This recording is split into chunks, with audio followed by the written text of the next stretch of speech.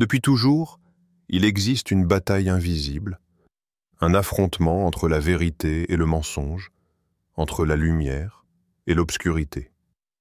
Au cœur de cette lutte, certaines âmes sont mises à part pour une mission spéciale. Pourtant, beaucoup passent leur vie sans jamais en prendre conscience.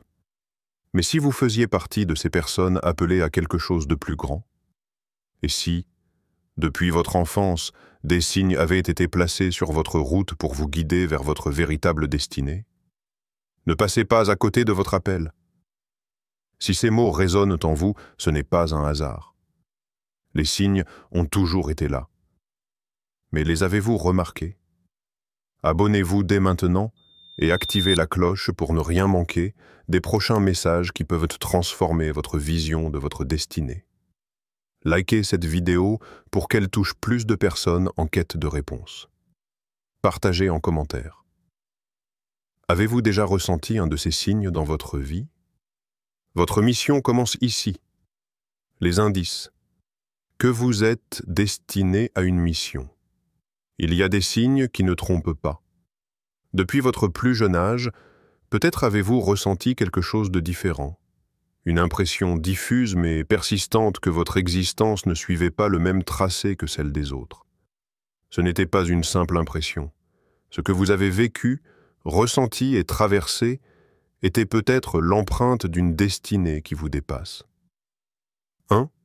Un sentiment de différence. Regardez autour de vous.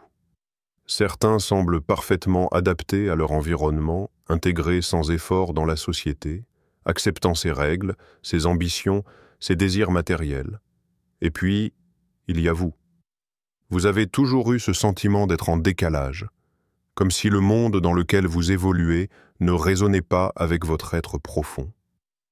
Dès l'enfance, vous avez peut-être observé que les préoccupations des autres ne vous attiraient pas, Là où certains poursuivaient la reconnaissance, la richesse ou la conformité, vous aviez cette voix intérieure qui vous chuchotait que quelque chose d'autre vous attendait. Un chemin moins évident, mais plus profond. Ce sentiment d'étrangeté ne vient pas d'un rejet des autres, mais d'une perception plus grande. Comme si vous pouviez voir au-delà du visible, ressentir ce que d'autres ignorent. Peut-être aviez-vous une sensibilité accrue aux émotions, un intérêt particulier pour des sujets que les enfants de votre âge ne comprenaient pas encore. Certains vous trouvaient peut-être trop sérieux, trop réfléchi, trop sensible. Mais en réalité, ce n'était que l'éveil de votre conscience à votre véritable mission. L'histoire est remplie d'êtres marqués par cette sensation de ne jamais vraiment appartenir à ce monde. Regardez les figures les plus influentes de l'histoire spirituelle et humaine. Nombre d'entre elles se sont senties différentes avant même de comprendre pourquoi. Ce n'est pas un hasard. 2. Des épreuves inhabituelles. Si vous êtes destiné à une mission particulière, il est peu probable que votre enfance ait été un long fleuve tranquille.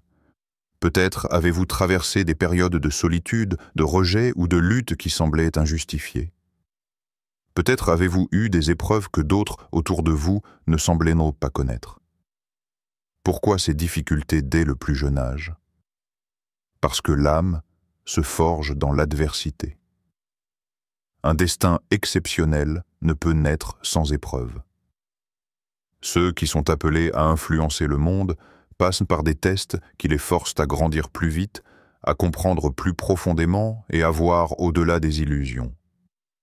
Ces combats n'étaient pas là pour vous détruire, mais pour vous bâtir. Pourquoi ces épreuves?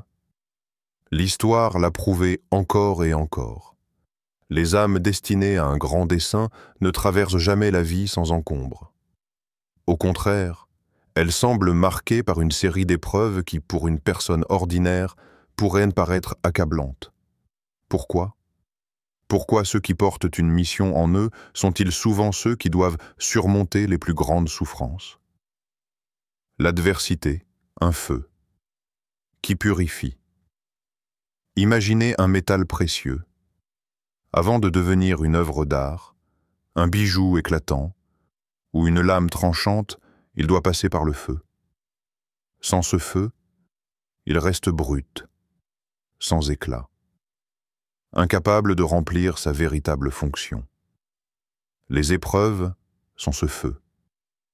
Elles ne viennent pas pour vous briser, mais pour révéler en vous quelque chose que vous ne soupçonniez peut-être pas encore. Une force cachée, une résilience insoupçonnée, une capacité à tenir debout là où d'autres s'effondrent. Les difficultés ne sont pas des signaux d'échec. Elles sont des tests, des exercices d'entraînement conçus pour vous préparer à ce qui vous attend.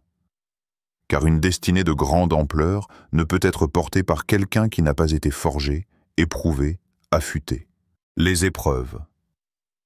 Comme catalyseur, regardez en arrière. Combien de fois avez-vous traversé des situations où tout semblait perdu? Des moments où l'injustice, la douleur ou la solitude ont pesé sur vous plus que vous ne pouviez le supporter. Et pourtant, vous êtes toujours là. Chaque blessure, chaque déception, chaque trahison a laissé une cicatrice, oui, mais aussi une leçon gravée en vous. Les épreuves ne sont pas là pour vous détruire, mais pour vous élever. Elles sont le prix de votre appel, le processus par lequel vous développez la force dont vous aurez besoin plus tard. Si vous ressentez ce poids sur vos épaules, si vous vous demandez pourquoi vous devez lutter plus que les autres, c'est peut-être parce que vous êtes appelé à porter plus que les autres. L'obstacle, comme porte d'entrée. Paradoxalement, les oppositions que vous avez vécues pourraient bien être la preuve la plus éclatante de votre destinée. Un ennemi ne combat pas quelqu'un qui ne représente pas une menace. Si vous êtes attaqué, c'est parce que votre mission est puissante. Regardez les figures qui ont marqué l'histoire. Avant de pouvoir accomplir leur appel, elles ont toutes été confrontées à des vents contraires. Moïse, sauvé in extremis d'un massacre avant de devenir le libérateur d'un peuple. Joseph, trahi par ses propres frères avant d'accéder à une position de pouvoir. David, rejeté et poursuivi avant de prendre sa place de roi. Jésus, combattu dès sa naissance par ceux qui pressentaient déjà son impact sur le monde. Ce que ces épreuves vous disent, c'est que vous n'êtes pas ordinaire. Vous êtes façonné, préparé, affiné pour quelque chose de plus grand. Ce que l'ennemi a tenté d'utiliser pour vous arrêter peut devenir la force même qui vous propulsera vers votre destinée. La vraie question n'est pas « pourquoi moi ?», mais plutôt « comment puis-je transformer cette épreuve en un tremplin ?» Le moment du choix. Il arrive un instant dans chaque vie où l'on se tient à un carrefour invisible. Deux chemins s'offrent à nous. L'un est familier, rassurant, tracé par les attentes de la société, des proches et de nos propres peurs. L'autre est incertain, parfois effrayant, mais il résonne en nous comme une vérité profonde. Ce moment, c'est celui où l'on décide si l'on va répondre à l'appel ou continuer à l'ignorer. Le poids de l'indécision. Beaucoup ressentent cet appel, mais hésitent. Pourquoi ? Parce que répondre à sa destinée, c'est accepter l'inconfort du changement. C'est abandonner la facilité d'une vie dictée par les autres pour entrer dans l'inconnu. C'est pourquoi tant de personnes restent figées. Elles sentent cette petite voix intérieure, mais la réduisent au silence par le bruit du quotidien. Elles rationalisent, repoussent, se disent qu'il sera toujours temps plus tard. Mais plus tard devient jamais. L'inaction est aussi un choix, et c'est souvent celui qui mène au regret. Le prix du « oui dire oui à son appel » ne signifie pas une vie paisible et sans obstacles. Au contraire, cela signifie faire face à des résistances, des critiques, des périodes d'incertitude. Suivre son chemin exige du courage, de l'endurance et parfois même une solitude temporaire. Regardez les figures marquantes de l'histoire. Moïse, Joseph, David, Jésus. Aucun d'eux n'a eu une trajectoire facile. Leur « oui » les a frontés à des épreuves bien plus grandes que celles qu'ils auraient vécues en restant dans l'ombre. Mais c'est aussi ce qui les a élevés, ce qui a donné un sens profond à leur existence. Le faux confort du chemin tracé, ceux qui refusent cet appel, finissent souvent par s'éteindre à petit feu. Ils suivent la voie que le monde leur impose, travailler, consommer, accumuler, et cherchent à combler un vide qu'ils ne comprennent pas toujours. Ils ont tout, sauf le sentiment d'être complet. Pourquoi? Parce que la véritable satisfaction ne vient pas du confort matériel, mais de la certitude que l'on accomplit ce pourquoi l'on a été créé, le point de non-retour. Il y a un moment où il devient impossible d'ignorer l'appel. On peut essayer de le fuir, de l'enterrer sous les obligations et les distractions, mais il resurgira toujours, plus fort, plus urgent.